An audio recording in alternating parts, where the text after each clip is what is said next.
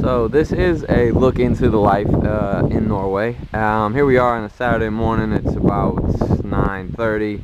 Showing up to work. I don't know why I'm working on a Saturday, but it's probably because I need that money. Here we are. It's Sunrise Medical, the building that I'm working at. Just take note, that's an American company, which just proves that we, well, I won't say it, but yeah, go America. Anyway, here we are. We're headed down here. Nice little dumpster. What we're doing eventually today is going up. I don't know if you can see that handlebar sticking on top of that roof, but that is a power washer, and I'll be power washing this roof after I scrub it down by hand. There's this nice construction building over here. Don't know what it is. Probably whatever that word means. And number 3, which is important. Since our ladders don't really reach that high, we have my new favorite toy, Mr. Dino, don't know how you say that, the dinosaur, the lift, with a big old basket for me to chill out in. And eventually we'll be painting with all those buckets inside that door, some nice black steel paint. So let's get at it. Let's head up in this monster. Oh, here we go. Okay, got a nice little start-stop button, and we'll take off here in a second. Here we go. See if we can check the view out from above in Norway. So up and at 'em. Very nice. So it's not actually bad. I guess coming into work, it's pretty uninhabited on a Saturday. Everybody's chilling at home. I don't know, maybe that's completely uninteresting, or maybe the fact that I'm on a roof in Norway is a little unbelievable to some, but I'll leave you to decide that. So basically what happens with this roof is that yours truly comes over and scrubs it with this guy here, this little brush that I've worn to bits. Started out looking like that, and we have kind of a love-hate relationship. We got a lot of time together, about 7.5 to 11 hours depending on the day. So how do you feel about that, Mr. Brush? Yeah, I don't really care, I'm a brush. Oh right, alright, cool. So anyway, we'll be headed up on this roof, and I'll go ahead and take you up to the skyline. You can really see the height that this thing can go to. Over there, maybe we'll head that way. What do you say? That would be headed towards Oslo. It's a pretty nice view since we're on the little peninsula across the river from Oslo. Nesodden is the city you take the boat to, and then the whole peninsula is called Nesodden, if I'm saying that correctly. So that's where I'll be today. That's my dentist office, but we couldn't work on it during the week because it makes too much noise, which, I don't know, it might be a good distraction if you've ever been to the dentist. I usually don't like to hear the noises that are going on in my mouth anyway, so it might be actually a benefit to patients. But today we'll do it while nobody's home, and just be scrubbing all that down and washing it. But this is the view, so not bad. When you do get a chance to look up from work, you get a pretty spectacular shot at sailboats and people having a whole lot more fun than you and all that good stuff. So we're pretty high. I don't know if you can see down there, but that would be a car, and it looks like about as big as my hand. So anyways, it's time to get cracking. We'll check back in later. Bye.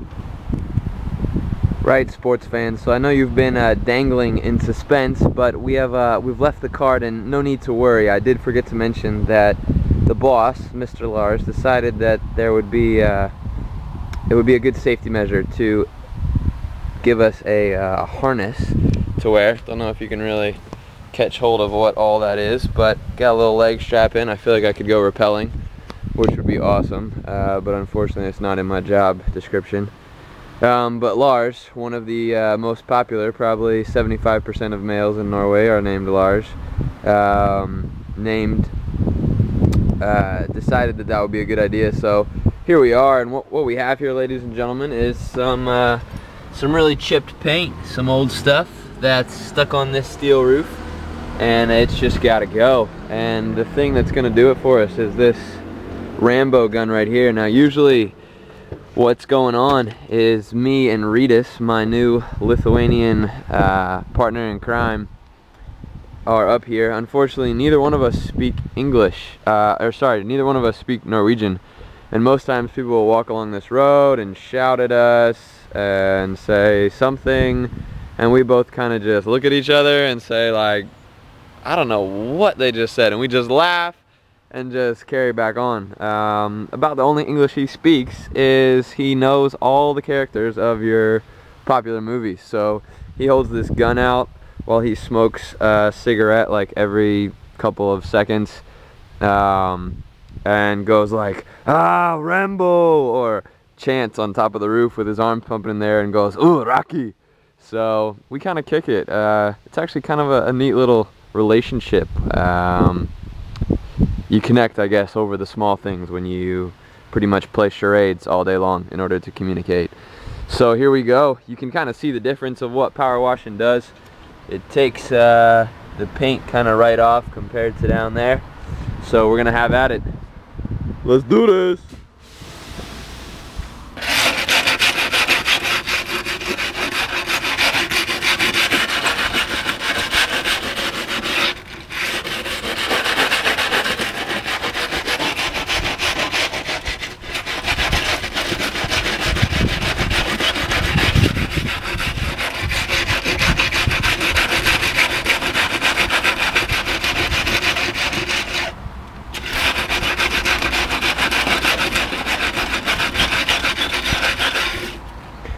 Did I mention love-hate relationship? Yeah. Well, it's just a little bit after 1 o'clock here, and I just stopped for a quick break to sit outside, enjoy that Scandinavian sun, what little warmth it does give. Try to dry these socks out a bit because I'll be headed out to a game this afternoon for Nesodden against the reserve team for a Premier League team. So chomping on a little bit of peanut butter and jelly and banana. It's about the only affordable option in the most expensive city there is right now in the world, in Oslo, where you could eat a little PB&J for about $5 for a loaf of bread, about $5 for a jar of peanut butter, and about $3.50 for a tub of jelly. Or you could go down to McDonald's, which you'd have to actually catch a boat into Oslo to visit, but you could get a nice Big Mac there for a solid $24. No fries, no drink, just the burger. 24 big ones. So that's lunch. We'll check back in a bit. Alright, lunch break is through. Time to go back and do what we do. Probably wrap up on the roof a little bit, and then come down and hop on that thelage real quick and finish painting up before we head off to that game. Later. Time to get back after it. Well, about 4 hours later, and this is what you get. I guess simply put, a lot more silver metal stuff than black old paint stuck on the roof. Not exactly glamorous, but you can see the difference there on the part that I wasn't able to finish. So more like tiresome and tedious than enjoyable, but hey, it's what keeps the day going. I've been just bumping to some tunes and maybe throwing in a few dance moves just to stay loose, because you get all kinked up being up here. So that's what's going on. Time to hit the other side of the roof and start painting. Well, that's me done for the day. But you might be thinking, why, Josh? Why Norway? Why a roof? What are you doing here? And I can't lie to you. I can't say that I haven't asked a lot of those same questions myself, but you know, I guess 2 years ago it would have really depressed me to be 7, to 11 hours on top of a roof all day long, not being able to talk to anybody, left to my own thoughts. You can be hard on yourself and feel like you're a bit lost, a bit out of place. Maybe like, I don't know, you missed the mark somewhere. Maybe you failed somehow, but I think I've learned a lot. I think I've learned to be thankful, to count things as a blessing, and to see this as a way that God's provided for me to be in a beautiful country. As you can see, the background is breathtaking. To get to play soccer, and this job's provided for me to be able to live here and even to afford a plane ticket back home. It's funny how oftentimes God has used soccer to take me places, whether it be countries in South America or Africa, or now over in Europe, and even to Campbell University to play. And oftentimes, even though soccer is the thing that gets me there, it turns out that soccer is not really the main thing I end up doing there. And instead, God's used even my time here to be able to open up conversations with coaching staff, with some of the players, with some of my neighbors, and then even be able to come alongside the Christians that are here, and be able to encourage them and maybe help them see a new angle on the tough missions work that does need to be done here in a country where people immediately withdraw whenever you even mention God or Jesus or anything of that liking.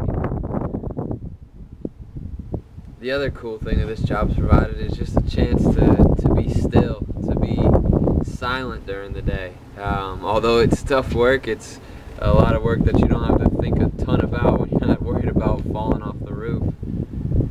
So it's given me a ton of chance to pray, and to really be in prayer all day long. And that's why I thank so many of you that did send me prayer requests, as I feel like constantly people will come into my mind and on my heart.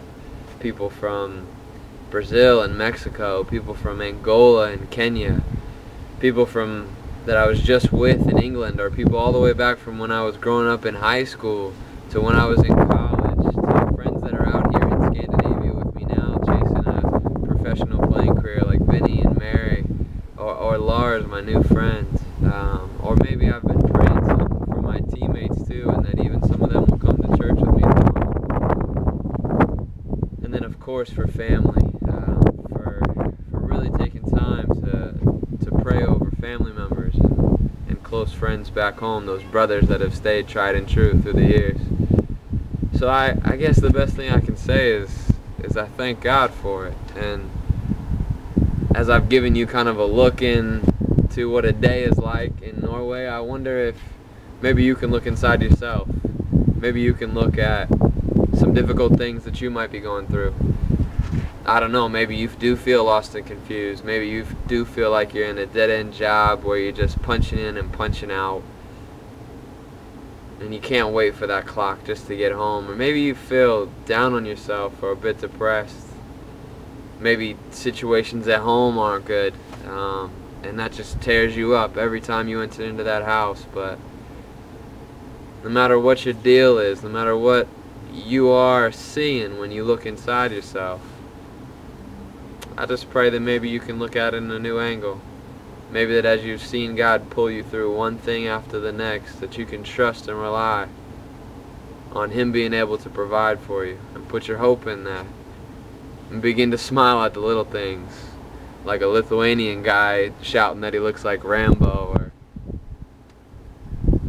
sharing a piece of chocolate together. I don't know. Maybe being able to look up from a long day of work and see a scenery like that and realize, man, God, look at what you made. Yeah, somebody made this stupid building and this stupid roof that I have to clean and paint, but look at what you created. Something that I can't perfect, that I can't fix, something that I can just be in awe of.